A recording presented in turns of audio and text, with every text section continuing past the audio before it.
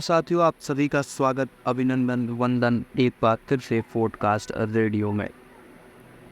मेरा नाम अमन पाठक है। मैं आपको पॉडकास्ट के ज़रिए कुछ जानकारियाँ शेयर करता हूँ विश्व और भारत से संबंधित इंटरेस्टिंग थिंग्स, घटनाएं, चीज़ों के बारे में। आज बहुत महत्वपूर्ण टॉपिक आप सभी के समक्ष में है, थोड़ी जानकारी होना आपके लिए ज़रूरी। हम जिस टॉपिक के ऊपर बात करने वाले हैं, एक्चुअली वो इस समय का ट्रेंडिंग टॉपिक चल रहा है और सब लोग इसके बारे में जानना इच्छुक हैं। आज हम जिसके बारे में बात करने वाले हैं उस टॉपिक का नाम है G20। G20 सम्मेलन है क्या आखिरकार, इसके बारे में समझते हैं। काम क्या करता है और इसका मकसद क्या है और क्या क्या बहुत सारी अलग अलग चीज़ें हैं। सबसे पहले शुरुआत करते हैं। यह कोविड के समय की चुनौतियों के साथ, जो कि इंडोनेशिया के बाली में आज यानी मंगलवार को वार्षिक G20 सम्मेलन की शुरुआत होनी थी, हो चुकी है। 9 तारीख की बात है, ये खबर है। इसमें कोविड-19 वैश्विक महामारी और यूक्रेन पर रूस के हमले से उत्पन्न चुनौतियों पर चर्चा की गई।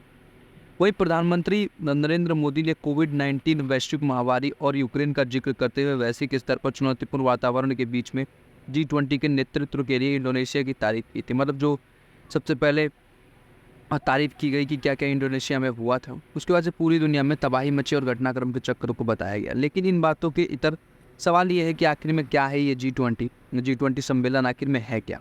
सबसे बड़ा चुनौती और सबसे बड़ा बात यह है तो G20 का फुल फॉर्म जो है वो ग्रुप ऑफ 20 भी कहा जाता है। यह यूरोपियन यूनियन व 19 देशों का एक सम्मेलन और अनौपचारिक समूह है। G20 शिखर सम्मेलन में इसके नेता हर साल ये एक जगह पर जुटते हैं, वैश्विक अर्थव्यवस्था को आगे बढ़ाने कैसे बढ़ाया जाए इसके बारे में चर्चा करते हैं। इसका गठन सबसे पहले 1999 में हुआ था। साथ ही यह एक मंत्री स्तरीय मंच भी है जिसे G7 द्वारा विकसित और विकासशील दोनों अर्थव्यवस्थाओं के सहयोग से गठित किया गया था। मतलब जो इसका इतिहास है, ये गठन कब हुआ? 1999 में। अच्छा, इसका कारण क्या था कि G20 को सबसे पहले गठित किया गया होगा? तो किसी न किसी कारण की वजह से ही किया गया होगा। तो कारण क्या था? इसका गठन हुआ तब यह वित्त मंत्रियों और केंद्रीय बैंकों के गवर्नरों का एक संगठन हुआ करता था। इसका इतिहास के बारे में हम बात कर रहे हैं। इसके पहले के सम्मेलन की बात करें तो दिसंबर 1999 में जर्मनी की राजधानी बर्लिन में हुआ। गौरतलब है कि साल 2008 में दुनिया में भयानक मंदी का सामना किया। इसके बाद इस संगठन में भी बदलाव हुए। इसमें शीर्ष नेताओं के संगठन में तब्दील कर दिया गया। इसके बाद यह निश्चय किया गया कि एक साल में एक बार G20 राष्ट्रों के नेताओं की बैठक की जाएगी। साल 2008 में अमेरिका की राजधानी वाशिंगटन में सबसे पहले इसका आयोजन किया गया। वहीं G20 में जो देशों की संख्या है वो कौन कौन सी है? अर्जेंटीना, ऑस्ट्रेलिया, ब्राज़ील, कनाडा, चीन, European union, France, Germany, Bharat, Indonesia, Italy, Japan, Mexico, रूस, सऊदी अरब, दक्षिण अफ्रीका, दक्षिण कोरिया, तुर्की, यूनाइटेड किंगडम और संयुक्त राज्य अमेरिका शामिल है। अच्छा, हमने टॉपिक शुरू करने से पहले ही एक चीज़ डिस्कस की हुई थी कि किसी भी संगठन को शुरू करने के पीछे कुछ ना कुछ मकसद होता है। जैसे यूनाइटेड नेशन का गठन हुआ, वो वैश्विक शांति के लिए किया गया और भी अलग अलग मैटर्स को देखे गए, इंटरनेशनल रिलेशन के बीच में देखे गए, तो संबंध को स्थापित करने, बनाए रखना, इन सारी चीज़ों को हुआ। अब ये समझते हैं कि इसका मेन मकसद क्या है, इस समय का इसका फोकस क्या है। इस मंच में सबसे बड़ा जो मकसद यह है कि आर्थिक सहयोग को बनाए रखना। मालूम हो कि इसमें सभी शामिल देश जीडीपी दुनिया भर में देशों की तकरीबन 80%, यानी दुनिया भर की जितनी जीडीपी है उसका 80% लोग यही होल्ड करते हैं। समूह साथ में आर्थिक ढांचे पर तो काम करते ही हैं, साथ ही आर्थिक स्थिरता, जलवायु परिवर्तन और स्वास्थ्य से जुड़े मुद्दे पर भी ये लोग बातचीत करते हैं।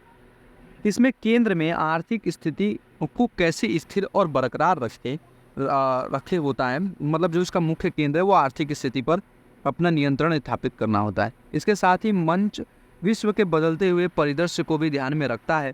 इससे जुड़े महत्वपूर्ण मुद्दों पर भी अपने ध्यान को केंद्रित रखता है। इसमें व्यापार, कृषि, रोजगार, ऊर्जा, भ्रष्टाचार के खिलाफ लड़ाई, आतंकवाद जैसे मुद्दे भी शामिल हैं जिसके ऊपर ये चर्चा होती है। अच्छा, आप समझते हैं कि इतना जैसे हो हल्ला हमने सुना नहीं था जो इंडोनेशिया बाली में हुआ, वो थोड़ा नॉर्मल हो जाता है। अब भारत के बारे में बात करते हैं कि जब ये भारत में हुआ तो ये भारत के लिए कैसे अहम है और भारत के लिए कैसे ये अहम बन जाता है। इस मंच के जरिए सबसे बड़ी बात यह है कि शिखर सम्मेलन दुनिया के कई देशों के शीर्ष नेताएं आपस में मुलाकात करते हैं। साथ ही इस साल भारत में G20 की अध्यक्षता ग्रहण कर रखा है। तो भारत के सामने इसे लेकर कठिन चुनौतियां आई हैं। भारत में G20 प्राथमिकताओं में समावेशी, न्याय संगत और सतत विकास, महिला सशक्तिकरण, डिजिटल सार्वजनिक बुनियादी ढांचा, तकनीकी सक्षम विकास, जलवायु, वित्त पोषण, वैश्विक खाद्य सुरक्षा और ऊर्जा सुरक्षा और अन्य विषय शामिल है जो भारत के लिए चुनौतियां हैं। इसको लेके उठाना होगा, क्योंकि अध्यक्षता है तो अध्यक्ष का काम है कि इसको उठाए और इसके ऊपर चर्चा करवाए। सो G20 समिट में इस बार दुनिया के शीर्ष नेता आपस में मुलाकात करेंगे। इस बार भी चीन के राष्ट्रपति शी जिनपिंग, अमेरिका के राष्ट्रपति जो बाइडन है, ब्रिटेन के राष्ट्रपति ऋषि सुनक और फ्रांस के राष्ट्रपति इमैनुअल मैक्रोन हिस्सा ले रहे हैं। माना जा रहा है कि भारत के कई व्यापार समझौते पर अलग अलग देशों से बात कर सकता है। शिखर सम्मेलन से इतर मोदी कई नेताओं के साथ अलग अलग द्विपक्षीय बैठक भी करेंगे। और इस साल जो चुनौती रहेगी हमारे लिए, पिछले महीने G20 के साख को काफ़ी झटका लगा। शिखर सम्मेलन से ठीक पहले रूसी राष्ट्रपति व्लादिमीर पुतिन का शामिल न होना सुर्खियों में रहा। वहीं आंतरिक दरारें भी उभर कर सामने आई। जैसे भारत इसकी अध्यक्षता ग्रहण करेगा तो तमाम मतभेदों को दूर करने के लिए नेतृत्व करना होगा। इसके साथ ही भारत को मतभेदों के समाधान तलाशने की भी ज़रूरत पड़ेगी और इसके निर्माण में एक अहम भूमिका निभाएगा। भारत को भी एक एजेंडा तैयार करना है जिसमें सभी सदस्य एकमत हो। साथ ही आंतरिक शासन सुधार समय की मांग है और भारत समावेशिता और एकता पर जोर देना जरूरी होगा। इसमें एक आम सहमति बनाने में मदद मिलेगी जो मंच के लिए एक व्यावहारिक वास्तविक एजेंडा निर्धारित करने में एक लंबा रास्ता तय करेगी। अन्य चुनौतियों से वैश्विक खाद्य सुरक्षा सुनिश्चित करने के उपाय करना, रूस यूक्रेन का युद्ध पर एक स्पष्ट G20 नीति शामिल है। ऐसे समय में जब रूस को मंच से निकालने की मांग उठ रही है, तब भारत को सभी G20 सदस्यों के लिए आचार संहिता पर सख्त बात करनी होगी और ये देखना होगा कि इसे कैसे लागू किया जाए। तो यह भारत के सामने इतनी सारी चुनौतियाँ हैं और हमने जब मैं ये वीडियो बना रहा हूँ उस वक्त भारत ने सभी देशों के समक्ष एक एग्रीमेंट को भी साइन कर लिया है, जिसमें यह कहना है कि भारत ने यह भी कहा है कि हम कड़ी निंदा नहीं करेंगे रूस को, जिसको दिल्ली समिट करेंगे। दिल्ली का मैं उसका एग्जैक्टली नाम बोल रहा हूँ, उस पर भारत ने हस्ताक्षर सभी देशों को सहमत कर लिया है कि इस पर कोई भी बात नहीं करेगा, मतलब विरोध नहीं जता सकता है। भारत भी कड़ा विरोध रूस का नहीं करेगा, इसने क्लियर कहा है। सो G20 समिट ये है, भारत में जोर शोर से तैयारी चली। 9 और 10 की रात्रि तक वह इसका समापन हुआ, डिस्कशंस हुई।